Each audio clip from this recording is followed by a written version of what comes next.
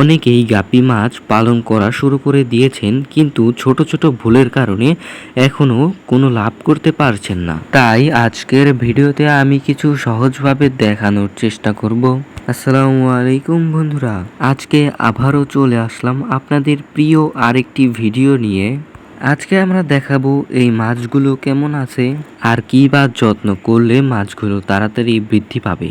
তো চলুন বেশি কথা না বলে মূল ভিডিওতে যাওয়া যাক। অনেকেই গাপি মাছ পালন করা শুরু করে দিয়েছেন, কিন্তু ছোট ছোট ভুলের কারণে এখনো কোনো লাভ করতে পারছেন না। তাই আজকের ভিডিওতে আমি কিছু সহজভাবে দেখানোর চেষ্টা করব।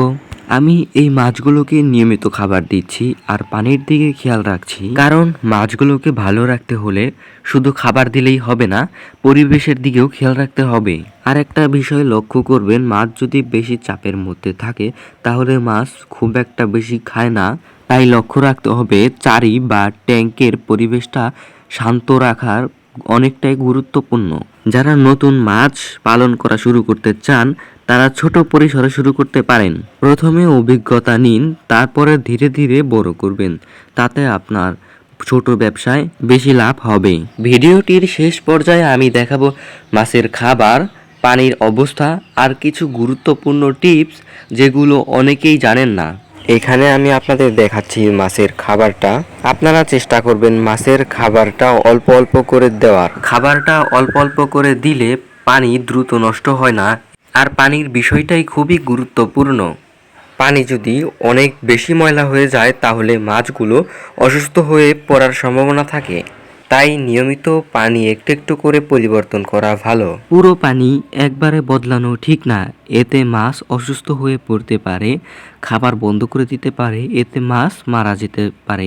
পানি বদলানোর সবথেকে কার্যকরী উপায় হলো 3 ভাগ পানির মধ্যে 2 ভাগ পানি বদলানো আর বাকি 1 ভাগ পানির মধ্যে মাছ থাকবে। তাতে মাছ মারা যাওয়ার সম্ভাবনা একদমই জিরো হয়ে যাবে। আমার এই ট্যাঙ্কের পানি কালকে পরিবর্তন করে দিয়েছিলাম। দেখতেই পারছেন আমার ট্যাঙ্কের পরিবেশটা আমি কতটা পরিষ্কার রাখার চেষ্টা করেছি, কারণ পরিষ্কার পরিবেশে মাছ দ্রুত বড় হয় এবং বেশি লাভজনক হয়। আর সব থেকে বড় কথা হলো রোগ একদমই কম হয়। খাবারের সময় একটা বিষয় খেয়াল রাখতে হবে, যতটুক খেতে পারে ঠিক ততটুকুই দেবেন। বেশি খাবার দিলে পানিতে পচে বিভিন্ন সমস্যা হতে পারে, বিভিন্ন ধরনের রোগও হতে পারে। আর যারা নতুন তারা প্রথম থেকেই এই ছোট ছোট বিষয়গুলো খেয়াল রাখবেন, যাতে ভবিষ্যতে তাতে ভালো ফলাফল পাবেন ইনশাল্লাহ। তো বন্ধুরা, আজকের ভিডিওটি এখানেই শেষ। যদি মাছ পালনের ভিডিও বা কোয়েল পাখি পালন সম্পর্কে আরও ভিডিও দেখতে চান তাহলে অবশ্যই চ্যানেলটিকে সাবস্ক্রাইব করে পাশেই থাকবেন। সবাই ভালো থাকবেন। আল্লাহ হাফেজ।